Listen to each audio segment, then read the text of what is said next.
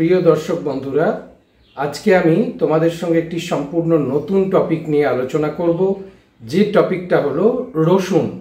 রসুন খাওয়ার সঠিক পদ্ধতি, এবং ভিডিওটা তোমরা পুরোটা শুনলে বুঝতে পারবে যে 90% মানুষ জানেনই না যে রসুন কিভাবে খেতে হয়, সঠিক পদ্ধতি কোনটা, আয়ুর্বেদে এ সম্পর্কে কি বলা হচ্ছে, রসুনের কার্যকারিতা কি আমাদের শরীরে, এবং যে দুটো ব্যাপার নিয়ে সবথেকে বেশি কনফিউশন, কাশ্মীরি রসুন এবং এককোয়া রসুন, যেটা আমাদের এই দেশে ভীষণভাবে প্রচলিত, অনেক মানুষের কাছে এই নিয়ে অনেক ধারণা আছে, সেই ধারণাগুলো সঠিক না ভ্রান্ত সেই সমস্ত বিশদে আলোচনা করব। তাই ভিডিওটি শেষ অবধি দেখতে ভুলো না। তোমরা দেখছো তোমাদেরই প্রিয় চ্যানেল পেয়ারা নিউট্রিশন, আর তোমাদের সঙ্গে রয়েছি আমি নিউট্রিশন এক্সপার্ট প্রলয় মজুমদার।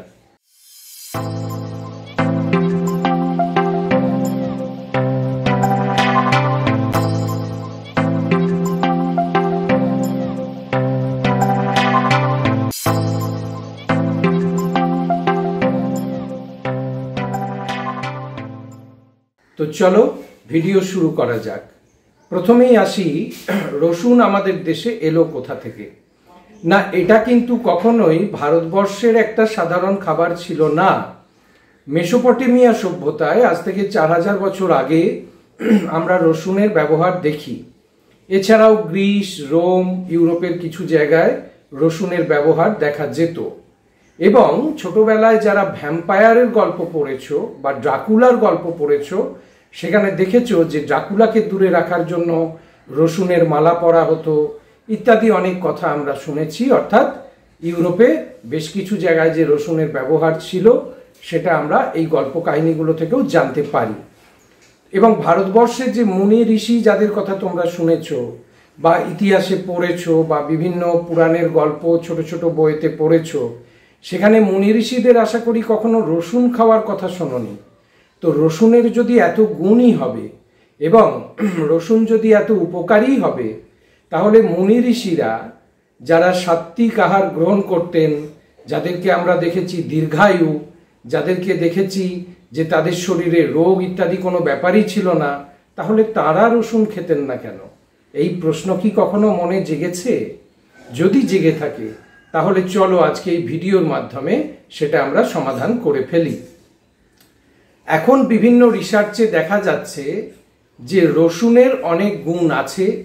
এটা কার্ডিওভাস্কুলার ডিজিজ প্রতিরোধ করে, অর্থাৎ কখনোই ধমনীর মধ্যে ফ্যাট জমতে দেয় না, ফলে atherosclerosis, heart attack, angina pain এগুলোকে প্রিভেন্ট করে। ডায়াবেটিসেও রসুনের কিছু ভূমিকা দেখা যায়, ব্লাড সুগার নিয়ন্ত্রণে রসুনকে উপকারী হিসাবে ধরা হয়।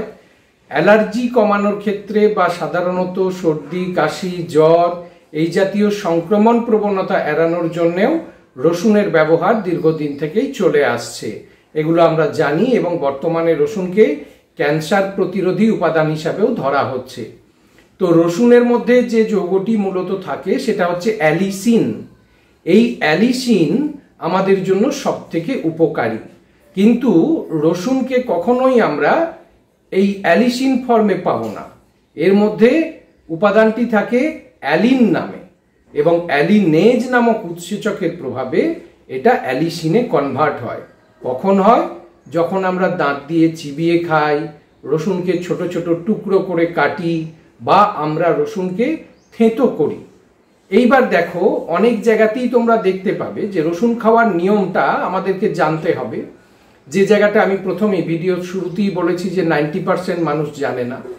অনেকের যদি রসুনে গন্ধ লাগে এবং সে যদি জল দিয়ে চিবিয়ে খায়, তাহলে কিন্তু অ্যালিসিনে কনভার্ট হচ্ছে না, তার বডিতে কখনোই এটা কোনো কাজে লাগবে না। তাই এটাকে থেঁতো করতে হবে, দিয়ে খানিকক্ষণ রেখে দিতে হবে খোলা বাতাসে। অ্যালিনেজ উৎসেচকের প্রভাবে, বাতাসের অক্সিজেনের সহায়তায় এই অ্যালিন থেকে অ্যালিসিন তৈরি হলে তবেই সেটা আমাদের শরীরে কাজ করবে। তার আগে এর থেকে আমরা কোনো উপকারই পাবো না। এবং এই যে রসুন, এই রসুনকে আমরা যদি ধরো, অনেকের মনে হয় যে মুখ থেকে বাজে গন্ধ বেরোয়, তাহলে আমার কি এটা খাবো আমি কি করে? এই বাজে গন্ধটা আমি নিতে পারি না। তো একে ধনেপাতার সাথে চাটনি করে খেলেও তুমি সেম এফেক্ট পাবে। অনেকের মনে হতে পারে যে কাঁচাই খেতে হবে কিনা, না তুমি যদি এইভাবে খাও, পেস্ট করে ধনেপাতা রসুন দিয়ে চাটনি করে খাও, তুমি সেম এফেক্ট পাবে। এরপর বিষয় হচ্ছে যে রসুন কখন খাওয়া উচিত। রসুন কি সকালে খালি পেটে খাওয়া উচিত? একদমই না। নেচার পত্রিকায় প্রকাশিত জার্নালে বলা হচ্ছে যে সকালে খালি পেটে যদি রসুন খাওয়া হয় তাহলে এটা কিন্তু গ্যাস্ট্রিক আপসেটের কারণ হতে পারে। অর্থাৎ পাকস্থলিতে তার যে স্বতঃস্চলতা, গ্যাস্ট্রিক মোটিলিটি, সেটা বৃদ্ধি পাবে। সেখান থেকে গা বমি ভাব আসতে পারে, পেটের সমস্যা, ইরিটেশন, পেটে ব্যথা, এই জাতীয় জিনিস তৈরি হতে পারে। এইবার আমরা আসব যে এককোয়া রসুন বা কাশ্মীরি রসুনের কথা।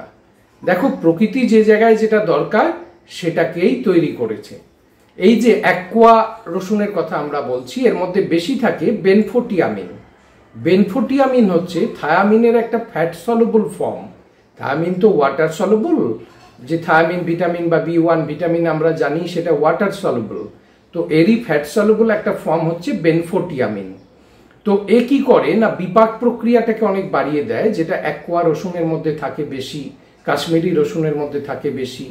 তাহলে এটা খেলে কি হবে না, বিপাক প্রক্রিয়া বেড়ে যাবে, ফলে শরীরে তাপশক্তি উৎপাদন অনেক বেড়ে যাবে। কাশ্মীর যেহেতু ঠান্ডা জায়গা, সেখানে এই বাড়তি তাপ যেটা তৈরি হবে শরীরকে সেই পরিবেশের সঙ্গে মানিয়ে নিতে সাহায্য করবে। কিন্তু আমাদের এই যে প্রবল গরম এলাকা, এই যে দেখছো এখনো আমি ঘামছি রীতিমতো, এই এলাকায় এককোয়া রসুন বা কাশ্মীরি রসুন যদি খাওয়া হয় তাতে কিন্তু হিতে বিপরীত হবে। শরীরে যে হিট তৈরি হবে সেটা রিলিজ করতে না পারলে গুরুতর সমস্যা হতে পারে, এমনকি শরীরে কার্ডিয়াক অ্যারেস্ট পর্যন্ত হতে পারে। এরপর যে জায়গাটা আমি বলবো যে এই যে রসুন আমি শুরুতেই বললাম যে মুনি ঋষিরা কি খেতেন না। রসুনের অ্যাকচুয়ালি ব্যবহার যেটা দেখা যায় আয়ুর্বেদ খাদ্যে। রসুনকে এমনিতে তামসিক আহার হিসাবে বিবেচনা করা হয়, কারণ এটা শরীরে তাপ তৈরি করে, শরীরকে উত্তেজিত করে। তো আয়ুর্বেদে একমাত্র এর ব্যবহার দেখা যায়। রসুনের যে অ্যালিসিন সেটা কিন্তু জলে দ্রাব্য নয়, এবং আমাদের পরিপাকতন্ত্রের যে পাচক রস সেটা জল মাধ্যমে আছে, তাই অ্যালিসিন জল মাধ্যমে খুব ভালোভাবে কাজ করতে পারে না। তাই প্রাচীন যে আয়ুর্বেদরা ছিলেন, আয়ুর্বেদ ডাক্তার যারা, যেমন চরক, এর নাম আমরা শুনেছি, তো চরকের নাম, সুশ্রুতের নাম, এগুলো আমরা শুনেছি, এনারা নমস্য ব্যক্তি। তো চরকের ক্ষেত্রে যেটা আমরা দেখছি যে তার বইয়ে যেটা পাওয়া যাচ্ছে, রসুনকে খাওয়ার কথা বলা হচ্ছে সবসময় দুধের সঙ্গে মিশিয়ে। এবং রসুন কি মাত্রায় খেলে সেটা আমাদের জন্য সঠিক হবে না। রসুন যদি আমরা 1 থেকে 2 কোয়া খাই, অ্যাডাল্ট পার্সনদের জন্য এটাই সঠিক মাত্রা। এর থেকে বেশি মাত্রায় খেলে কিন্তু অ্যালার্জি হতে পারে, ডায়রিয়া হতে পারে, পেটের সমস্যা হতে পারে, এরকম নানান সমস্যাই হতে পারে। তাই কোনো জিনিসটাই বেশি ভালো নয়। রসুনকে 1 থেকে 2 কোয়া মাত্রায় খাওয়া যেতে পারে প্রয়োজনে। এর ঔষধি গুণ রয়েছে, তাই ওষুধ হিসাবে ব্যবহার করা উচিত। আপনি কি চান যে কোনো ওষুধ আপনি সারা জীবন খেয়ে যাবেন? ওষুধের বেলায় চান যে এটা কত তাড়াতাড়ি বন্ধ হবে, আর এটা রসুন বলে আপনি ভাবছেন সারা জীবন খেয়ে যাবেন। এটা কোনো সলিউশন হতে পারে না। যখন আপনার দেখা যাচ্ছে শরীরে ইমিউনিটি পাওয়ার কমেছে, সেটাকে বুস্ট করার জন্য দুধের সঙ্গে 1 থেকে 2 কোয়া রসুন থেতো করে মিশিয়ে খাওয়া যেতে পারে। দিন 15 আপনি খেতে পারেন, তাতে ইমিউনিটি বুস্ট আপ হবে এবং আপনি বেশ কিছু উপকার পাবেন। কিন্তু সারা জীবন ধরে এই 1 কোয়া 2 কোয়া রসুন খেয়ে যাওয়া এটা কখনোই কার্যকরী নয়। তো সমস্ত মিথ ভেঙে আসল সত্যি কথা আপনাদের কাছে তুলে ধরলাম। এই ভিডিওটা কেমন লাগলো জানাতে ভুলবেন না। আর বলবো, এই ভিডিও থেকে উপার্জিত অর্থ দিয়ে আমরা গরিব মানুষের সেবা করি। রিসেন্ট বর্ষাকাল আসতে চলেছে, সেই সময় আমরা রিক্সাওয়ালা, লোকের বাড়ি বাসি কাজ করেন যারা, তাদেরকে একটা করে ছাতা গিফট দেবো। এই ছাতার এক একটার কষ্ট হচ্ছে মাত্র 110 টাকা। যদি কেউ চান যে সেই মানুষদের পাশে দাঁড়াবেন, 110 টাকা আমাদের অ্যাকাউন্টে ডোনেট করতে পারেন। ইউপিআই আইডি এখানে দিয়ে দেওয়া হচ্ছে। এছাড়াও কেউ চাইলে সুপার থ্যাঙ্কস বাই করতে পারেন, করে হেল্প করতে পারেন আমাদের এই সমাজসেবার কাজে। তো ভালো থাকবেন সকলে আনন্দে থাকবেন। আসুন সকলে একসাথে বাঁচি। ভিডিওটা যদি ভালো লাগে অবশ্যই লাইক করবেন, শেয়ার করবেন এবং চ্যানেলটিকে সাবস্ক্রাইব করবেন এরকম নানা মিথ ভেঙে প্রকৃত সত্যের সন্ধান পাওয়ার জন্য। ধন্যবাদ সকলকে, ভালো থাকবেন।